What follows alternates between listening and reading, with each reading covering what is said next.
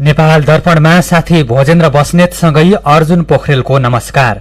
नेपाल दर्पण उज्यालो radio network काठमाडौँमा 90 मेगाहर्जसँगै देशभरि विभिन्न एफएम स्टेशनहरूबाट तथा मोबाइल एप्लिकेशन र अनलाइनबाट संसारभर एकसाथ प्रसारण भइरहेको छ। नेपाल दर्पण सुरु गरौं मुख्य खबरका शीर्षकहरूबाट। 4 जना पूर्व माओवादी नेताको पक्षमा अन्तरिम आदेश दिन सर्वोच्चद्वारा अस्वीकार। कर्णाली प्रदेशका 4 जना सांसदलाई हटाउने एमालेको निर्णय सदर, माओवादी नेतृत्वको सरकार सुरक्षित। दार्चुलामा तुइन तर्ने क्रममा युवा बेपत्ता भएको विषयमा छानबिन भइरहेको गृहमन्त्री खाँडको भनाई। प्रतिवेदन आउनु अघि केही बोल्न नमिल्ने जिकिर। छानबिन समिति बनाइरहेको अवस्थामा छानबिनमा प्रभाव पार्ने गरी हामीले आफ्नो कुनै राय दिनु मिलेन। प्रतिवेदनमा उल्लेख भएका कुराहरूका लागि जुनसुकै अडान लिन पनि हामी तयार छौं। मध्य पहाडी लोकमार्गमा अप्टिकल फाइबर बिछाउने 10 अर्ब रुपैयाँको परियोजना अलपत्र। ब्रोडब्यान्ड योजना अन्तर्गत 5200 कार्यालयमा तीव्र गतिको इन्टरनेट जोडियो। चीनको हेनान प्रान्तमा आएको बाढी पहिरोमा परि ज्यान गुमाउनेको संख्या 300 नाग्यो।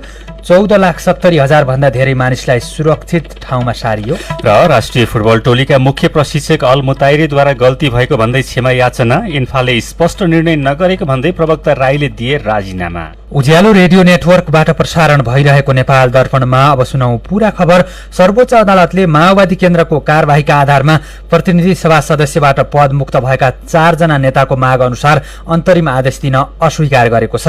न्यायाधीश ईश्वर खतिवड़ाको एकल इजलासले रिटमाथि सुनवाई गर्दै कार्यवाही अघि माओवादी केन्द्रले पूरा गरेको प्रक्रिया र निवेदकहरूले नेकपा एमालेमा सहभागी भएर गरेका क्रियाकलापको आधारमा अन्तरिम आदेश जारी गर्नु पर्ने नदेखिएको बताइएको छ। पूर्व सांसदहरू लेखराज भट्ट, टोप बहादुर रायमाझी, प्रभु शाह र गौरी शंकर चौधरीले माओवादी केन्द्रले आफूहरूमाथि गरेको कार्यवाही अवैधानिक भएको भन्दै सांसद पदमा पुनर्बहालीको लागि अन्तरिम आदेश माग गरेर सर्वोच्च अदालतमा रिट दिएका थिए। तर सर्वोच्च अदालतले भने 4 जना नेताहरूले आफूहरूले माओवादी पार्टी त्याग गरेको भन्दै संसद सचिवालयमा जानकारी गराएको, एमाले पार्टीको तर्फबाट सरकारमा मन्त्री बनेको, एमालेका विभिन्न जिम्मेवारीमा रहेर काम गरिसकेको लगायतका प्रमाणका कारण उनीहरूले माओवादी त्यागेको पुष्टि हुने जनाएको छ। माओवादीले पटक पटक स्पष्टीकरण सोधे पनि 4 जनाले स्पष्टीकरण पेश नगरेको सर्वोच्चले जनाएको छ। सर्वोच्चको आजको अन्तरिम आदेशसँगै लेखराज भट्ट, टोप बहादुर रायमाझी, प्रभु शाह र गौरी शंकर चौधरीले माओवादी त्याग गरेको मानिने र तत्कालको लागि सांसद पद पुनर्बहाली नहुने भएको छ। यसैबीच नेकपा एमाले कर्णाली प्रदेशका 4 जना प्रदेश सभा सदस्यहरूलाई गरेको कार्यवाहीलाई सर्वोच्च अदालतले वैधानिकता दिएको छ। यसअघि कार्यवाही अवैधानिक भएको भन्दै पुनर्बहाली गर्न अन्तरिम आदेश दिए पनि तत्कालीन प्रधानमन्त्री तथा एमाले अध्यक्ष केपी शर्मा ओलीले दिएको भ्याकेटका आधारमा सर्वोच्च अदालतले आज भने फ्लोर क्रस गरेर माओवादी नेतृत्वको सरकार जोगाउने 4 जनालाई गरेको कार्यवाहीलाई वैधानिकता दिएको हो। प्रधान न्यायाधीश चोलेन्द्र शमशेर जबरा र न्यायाधीश प्रकाश ढुङ्गानाको संयुक्त इजलासले संसदीय दलको निर्णय विपरीत फ्लोर क्रस गर्नु लोकतान्त्रिक पद्धति र दलीय संस्कार र मान्यता अनुकूल नभएको भन्दै कार्यवाही जायज रहेको निर्णय गरेको हो। अदालतको आदेशसँगै कर्णालीका एमालेका प्रदेश सभा सदस्यहरू प्रकाश ज्वाला, अम्बर थापा, कुर्मराज शाही र नन्द सिंह बुढाको सांसद पद निलम्बनमा परेको छ। कर्णालीमा 39 जना प्रदेश सभा सदस्य रहेकोमा अब 4 जनाको पद रिक्त भएसँगै प्रदेश सभा 35 सदस्यीय भएको छ। कर्णालीमा बहुमतको लागि 18 जना चाहिनेमा माओवादीका 12 र कांग्रेसका 6 सांसद रहेकोले माओवादी नेतृत्वको सरकार सुरक्षित देखिएको छ। यसैबीच लुम्बिनी प्रदेशकी सांसद विमला कुमारी खत्री ओलीले आफू एमालेमै रहेको बताउनु भएको छ। लुम्बिनी प्रदेश सभाका विपक्षी दलहरूले बहुमतको सरकार गठन गर्न माग गर्दै 41 जना सांसदको हस्ताक्षर सहित प्रदेश प्रमुख अमिक शेरचनलाई निवेदन बुझाएको केही समयपछि ओलीले विज्ञप्ति निकालेर आफू सूर्य चिन्हबाट चुनाव लडेकोले पार्टी विभाजन भए पनि एमालेमै बस्ने निर्णय गरेको बताउनु भएको हो। यसअघि नेकपा पार्टी छँदा सूर्य चिन्हबाट चुनाव जितेकी ओलीले पार्टी विभाजनपछि माओवादी केन्द्र रोज्नु भएको थियो। दाङ क्षेत्र नम्बर 3 खकी सांसद ओली एमालेबाट निर्वाचित पति उत्तर कुमार ओलीको मृत्यु पछि उपचुनावमा निर्वाचित हुनुभएको थियो। लुम्बिनी प्रदेशमा 80 सदस्य कायम रहेकोले बहुमतको लागि 41 सदस्य आवश्यक पर्छ। ओली एमालेमा प्रवेश गरे पनि मुख्यमन्त्री शंकर पोखरेललाई बहुमत जुटाउन अझै 1 मतको कमी रहेको छ। विपक्षी गठबन्धनसँग भने सभामुख सहित 41 सदस्य रहेका छन्। मत बराबर भएको स्थितिमा सभामुखले मत दिने सुविधा रहेकोले विपक्षीले बहुमत पुर्याउन सक्ने अवस्था रहेको छ। नेकपा एमाले केन्द्रीय निकाय र विभागहरू गठन र सदस्यहरूको मनोनयन गरेको छ। आज बसेको स्थायी कमिटिको बैठकले माधव नेपाल समूहलाई केही स्थान खाली राखेरै विभिन्न विभाग र निकायहरूमा सदस्य नियुक्त गरेको हो। बैठकले स्कुल विभाग प्रमुखमा अध्यक्ष केपी शर्मा ओली, विदेश विभाग प्रमुखमा डाक्टर राजन भट्टराई, निर्वाचन विभाग प्रमुखमा अग्नि खरेल र स्थानीय तह विभाग प्रमुखमा देवेन्द्र दाहाललाई नियुक्त गरेको हो। यस्तै संगठन विभागको प्रमुख उपमहासचिव विष्णु पौडेल, संसदीय विभागको प्रमुखमा उपनेता सुभाष नेमवाङ, आर्थिक विभाग प्रमुखमा विष्णु रिमाल, प्रचार विभाग प्रमुखमा प्रदीप गिवाली, पर्यटन प्रवर्धन विभाग प्रमुखमा भानुभक्त ढकाललाई नियुक्त गर्नुभएको छ। गृहमन्त्री बालकृष्ण खाँडले दार्चुलामा तुइन तर्ने क्रममा महाकाली नदीमा खसेर जयसिंह धामी बेपत्ता भएको विषयमा छानबिन भइरहेको बताउनु भएको छ। राष्ट्रिय सभाको आजको बैठकमा सांसदहरूले जयसिंह धामी को बेपत्ता हुनुको मुख्य कारण भारतीय एसएसबीले तुइन काट्नु भएको भन्दै आपत्ति जनाएपछि गृहमन्त्री खाँडले गृह मन्त्रालयका सहसचिवको नेतृत्वमा छानबिन समिति बनाइएको र समितिको प्रतिवेदन आउन्जेल सरकारले कुनै राय दिन नमिल्ने बताउनुभयो।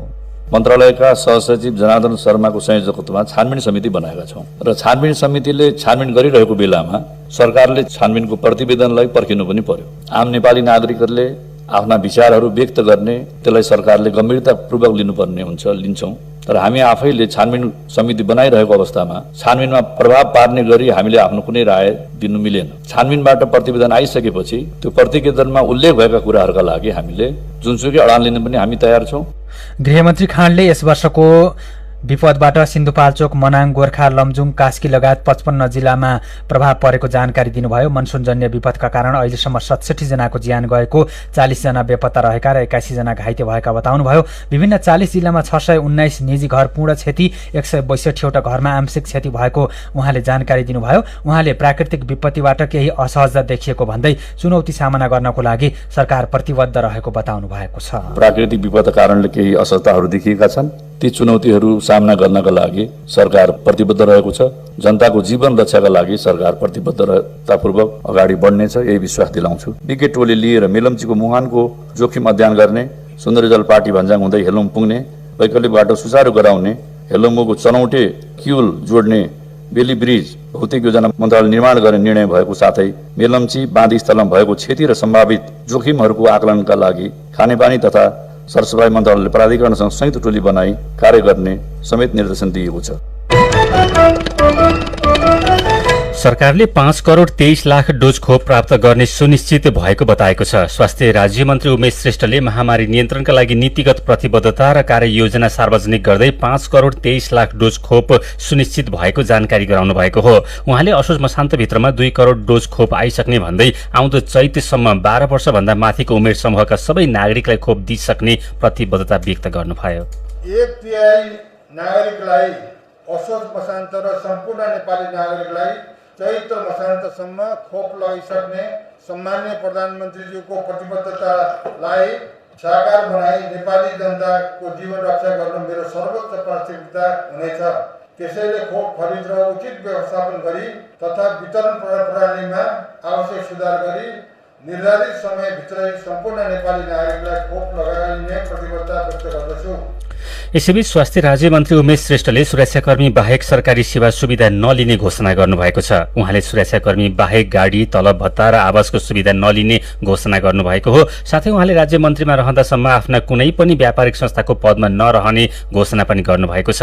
उहाँको विभिन्न स्कुल, अस्पताल, जलविद्युत कम्पनी, त्यसैगरी होटल लगायतमा लगानी रहेको छ। शिक्षा र स्वास्थ्य क्षेत्रका व्यवसायीलाई नै मन्त्री बनाएको भन्दै प्रधानमन्त्री देउवाको आलोचना भइरहेको छ। यसैबीच पछिल्लो 24 घण्टामा 3125 जनामा कोरोना संक्रमण पुष्टि भएको छ। 13811 जनाको परीक्षण गर्दा 3125 जनामा कोरोना संक्रमण देखिएको स्वास्थ्य मन्त्रालयले जनाएको छ। यो कुल परीक्षणको झण्डै 23% हो। यस्तै थप 1925 जना निको भएसँगै संक्रमण मुक्त हुनेको संख्या 6,58,122 जना पुगेको छ। थप 23 जनाको ज्यान गएसँगै नेपालमा कोरोना संक्रमणकै कारण ज्यान गुमाउनेको संख्या 9,898 पुगेको छ। नेपालमा अहिले 31,629 जना सक्रिय संक्रमित छन्। यस्तै पछिल्लो 24 घण्टामा 1,81,025 मात्रा कोरोना विरुद्धको खोप लगाइएको छ।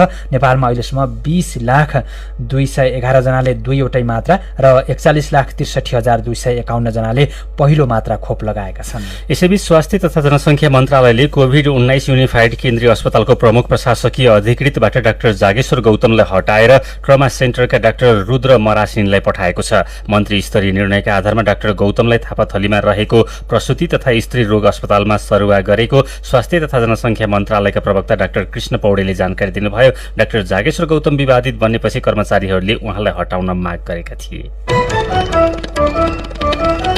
सीधा कुरा प्रश्न विचार यो हो उज्यालो रेडियो नेटवर्क काठमाडौँमा 90 मेगाहर्ज। नेपाल दर्पणमा कुराकानीसँगै खबरको सिलसिला बाँकी नै छ, सुन्दै गर्नुहोला।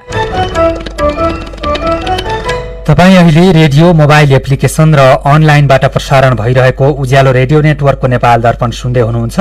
यतिन्जेल हामीले 4 जना पूर्व माओवादी नेताको पक्षमा अन्तरिम आदेश दिन सर्वोच्चद्वारा अस्वीकार, कर्णाली प्रदेशका 4 जना सांसदलाई हटाउने एमालेको निर्णय सदर, दार्चुलामा तुइन तर्ने क्रममा युवा बेपत्ता भएको विषयमा छानबिन भइरहेको गृहमन्त्री खाँडको भनाई लगायतका खबर प्रस्तुत गर्यौं। नेपाल दर्पणमा अब बाँकी प्रसंग।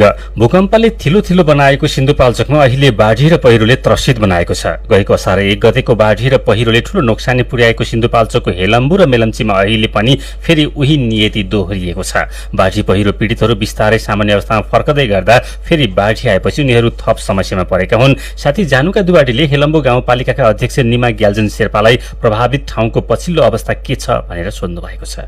खोला आएको छ, बाढी आएको छ, रोक्ने छैन, पुलहरू सबै बगाइहाल्यो, वारीको पारी हो हैन।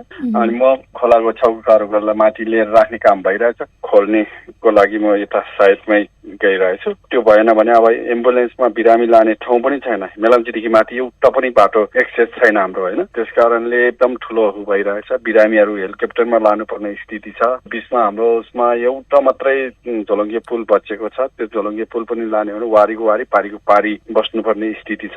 त्यसको लागि चाहिँ यहाँहरूले अहिले कसरी पहल गरिराख्नु भएको छ?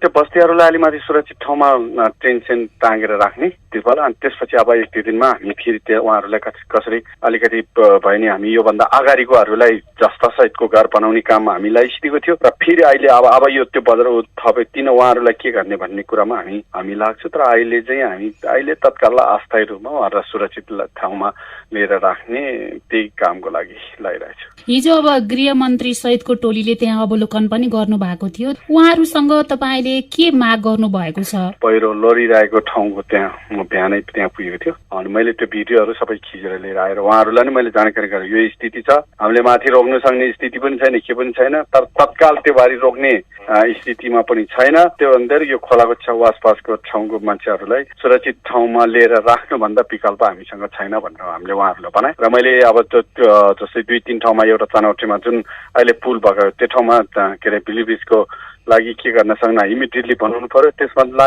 अलि माथि त्यो एउटा स्ट्यान्ड कम्ती छ हाम्रो क्युल यो भूमिश्वरी र उता भूमिश्वरीको मुनि त्यहाँ एक ठाउँ आतेन गरेर 2 ठाउँमा बिलिब्रिजको लागि इमिडिएटली तपाईँहरूले उ गरिदिनु पर्यो भनेर मैले हिजो भनेछु। बस्ती जोगाउनलाई खासै चासो नदिएको भनेर स्थानीय बासिन्दाहरूले पनि आन्दोलन गरिराख्नु भएको छ। बस्ती हामीले कसरी बचाउने कि बस्ती कसरी बचाउने कि हामीले बस्ती भन्दा नि माथि खोला आउने भइसकेपछि बस्ती बचाउने काम चाहिँ के त हामीले हैन? त्यो कुरा त सबैले बुझिदिनु पर्यो नि। बस्ती बचाउनु सक्ने वर्षमा भयो भने त त्यो त हामीले गर्ने हो हैन? त्यो बस्ती भन्दा नि माथि खोला आउन थालिसकेपछि हामीले गर्ने चाहिँ के त भन्नु न। अब तत्कालको लागि भने पनि कतै लएर सार्नु पो पर्थ्यो कि जसरी भए पनि जीवधनको सुरक्षा त गर्ने। त्यो त गरिरहेको छु, त्यो गर्ने भन्दा अर्को विकल्पै छैन मेन। अब बस्ती बचाउनलाई अब अस्ति हामीले गरे नि, योभन्दा अगाडि हामी हेलेम्बुमा अर्को ठाउँको कुरा त मलाई थाहा भएन हैन। हामीले हेलेम्बुमा जाली लगाउने कामहरू ठाउँमा भइरहेछ, खोलाहरूमा डोजरहरू हालेर त्यो के अरे बाँध ठुलो बाँध बान्नेहरू गरे त त्यो सबै तपाईँको के हुन्छ भने त्यो के अरे बालुवामा पानी हालेको जस्तै भइसक्यो। अब त त्यो केही काम लागेन नि हैन। त्यसमा अहिले पनि मैले के भन्छ मैले हिजो पनि भने म माथि हेर्न जाँदाखेरि के छ भने त्यो यत्रो ठुलो पाहाड छ, तपाईँहरूले भिडियोतिर हेर्नुभयो होला हैन। अब त्यत्रो बगेर आउने छ, त्यसलाई रोक्ने केही सम्भावना छैन भनेपछि अझै तपाईँ हामीले त्यो बस्ती बचाउने कुरामा हामी लाएर केही पनि उ देखेन। त्यसैले अहिले दिनसम्म चाहिँ हामीले त्यो बस्तीहरू भएको पब्लिक सुरक्षित ठाउँमा राख्ने, बिरामीलाई कसरी म्यानेज गर्ने, त्योभन्दा अर्को मैले विकल्प नै देखेन। उहाँ हुनुहुन्थ्यो सिन्धुपाल्चोकको हेलम्बु गाउँपालिकाका अध्यक्ष निमा ग्याल्जेन शेर्पा। नेपाल दर्पणमा फेरि पनि खबरकै सिलसिला। 5 थरको चियो भन्ज्याङदेखि बैतडीको झुलाघाटसम्मको मध्य पहाडी लोकमार्गमा सूचना महामार्ग अर्थात् अप्टिकल फाइबर बिछ्याउने परियोजना अलपत्र परेको छ। ग्रामीण दूरसञ्चार कोषको 9 अर्ब 89 करोड 17 लाख रुपियाँ खर्च हुने यो परियोजनाको काम 2 वर्ष अघि नै सम्पन्न भइसक्नु पर्नेमा अहिलेसम्म 3वटा प्रदेशमा काम सुरु भएको छ। 4वटा प्रदेशमा काम नै सुरु हुन सकेको छैन। नेपाल टेलिकमले जिम्मा पाएको प्याकेज 1 अन्तर्गत प्रदेश 1, प्रदेश 2 र बागमती प्रदेशमा 2179 किलोमिटर क्षेत्रमा अप्टिकल फाइबर बिछ्याउनु पर्नेमा अहिलेसम्म जम्मा 1600 किलोमिटर क्षेत्रमा काम सकिएको छ। दोस्रो प्याकेज अन्तर्गत गण्डकी, यसलाई फेरि सुन्नु होला, प्रदेश 1, प्रदेश 2 र बागमती प्रदेशमा 2179 किलोमिटर क्षेत्रमा अप्टिकल फाइबर बिछ्याउनु पर्नेमा अहिलेसम्म जम्मा 1006 किलोमिटर क्षेत्रमा मात्रै काम सकिएको छ। दोस्रो प्याकेज अन्तर्गत गण्डकी र लुम्बिनीको 2160 किलोमिटर क्षेत्रमध्ये काम नै सुरु भएको छैन। यो प्याकेजको काम गर्ने जिम्मा पाएको युटिएलको सर्वोच्च अदालतमा मुद्दा विचाराधीन रहेकोले काम सुरु नभएको हो। यस्तै तेस्रो प्याकेज अन्तर्गत कर्णाली र सुदूरपश्चिममा 1992 किलोमिटर क्षेत्रमा अप्टिकल फाइबर बिछ्याउने कामको लागि बल्ल ठेक्काको काम अघि बढेको छ। परियोजनाको 9 अर्ब 89 करोड 17 लाख रुपियाँ मध्ये अहिलेसम्म 1 अर्ब 14 करोड 45 लाख रुपियाँ खर्च भएको छ। यसैबीच ग्रामीण दूरसञ्चार कोषको रकम परिचालन गरेर 663 पालिकामा ब्रोडब्यान्ड इन्टरनेट सेवा पुगेको छ। दूरसञ्चार प्राधिकरणले असार मसान्तसम्ममा 663 पालिकामा इन्टरनेट जडान सम्पन्न भइसकेको र 39वटामा काम भइरहेको जानकारी दिएको छ। 5933 वटा कार्यालयमा इन्टरनेट जडानको लक्ष्य राखिएकोमा अहिलेसम्म 5264 वटामा काम सकिएको छ। यस्तै 5225 वटा माध्यमिक विद्यालयमा जडानको लक्ष्य राखिएकोमा 4640 वटामा काम सकिएको छ। 4122 वटा स्वास्थ्य संस्थामा इन्टरनेट जडानको काम भइरहेकोमा 3651 वटामा सम्पन्न भएको छ। कुल 15982 वटा कार्यालयमा इन्टरनेट जडान सम्पन्न गर्नुपर्नेमा अहिलेसम्म 14218 वटा कार्यालयमा सम्पन्न भएको छ। कुल 5 अर्ब 26 करोड 97 लाख रकम मध्ये अहिलेसम्म 3 अर्ब 38 करोड 87 लाख रुपियाँ खर्च भइसकेको छ। सीधा कुरा प्रश्न विचार, यो हो उज्यालो रेडियो नेटवर्क काठमाडौँमा 90 मेगाहर्ज। नेपाल दर्पणमा मेरो पनि भन्नु छ सँगै खबरको सिलसिला बाँकी नै छ, सुन्दै गर्नुहोला। विभिन्न रेडियो स्टेशनबाट मेचीदेखि महाकालीसम्म र मोबाइल एप्लिकेशन तथा अनलाइनबाट संसारभरि एकसाथ प्रसारण भइरहेको नेपाल दर्पणमा तपाईंलाई फेरि स्वागत छ। अब बाँकी खबर। हप्ताको दोस्रो दिन शेयर बजार सामान्य बढेको छ। निफ्टी आज 4.06 अङ्कले बढेर 3085.07 बिन्दुमा पुगेको छ। आज 226 कम्पनीका 2 करोड 18 लाख किता शेयर 10 अर्ब 98 करोड रुपियाँमा कारोबार भएका छन्। घलेम्दी हाइड्रो र गुनास लघुवित्त कम्पनीको शेयर 10% बढेको छ। महोत्तरकी सुजिता ठाकुर हत्या प्रकरणमा बाबु कामेश्वर पाण्डे सहित थप 3 जनालाई प्रहरीले पक्राउ गरेको छ।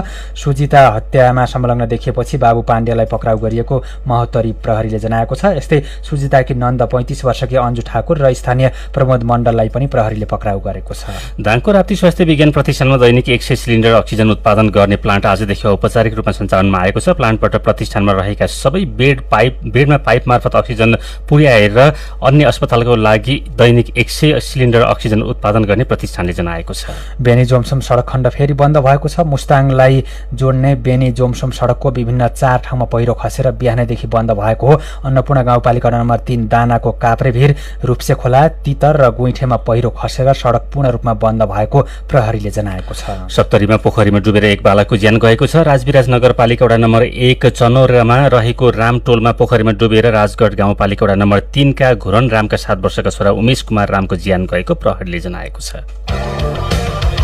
मेरो पनि भन्नु छ। सुरक्षाकर्मी बाहेकका सेवा सुविधा नलिने स्वास्थ्य राज्य मन्त्री उमेश श्रेष्ठको अभिव्यक्तिबारे वसन्त रेश्मीको प्रतिक्रिया छ। राम्रो कुरा गर्नुभयो राज्य मन्त्रीज्यू। अब नागरिकको हितमा काम गरेर देखाउनुहोस्। तपाईको नियुक्तिलाई लिएर भएका गालीलाई तालीमा परिणत गर्नुहोस्। शुभकामना। पुण्य सुवेदी भन्नुहुन्छ, तलब भत्ताको कुरा सामान्य हो। अर्बौंको भ्रष्टाचार गर्न दिन्न भनेको सुन्न पाए तपाईप्रति अलि आशा जाग्थ्यो कि। सूर्य तामाङ लेख्नुहुन्छ, नियम अनुसार तपाईँले पाउने तलब भत्ता लिने वा नलिने त्यो तपाईँको आफ्नो कुरा हो, तर महामारीको यो बेलामा अनुभव नभएका र स्वार्थ बाजिने गरी स्वास्थ्य मन्त्रालयमा एउटा व्यापारीको आवागमनलाई आम नागरिकले त्यति सहज रूपमा लिएका छैनन्। सस्तो लोकप्रियताका लागि भन्दा नागरिकको मन जित्ने गरी काम गर्नु भए बेस हुने थियो।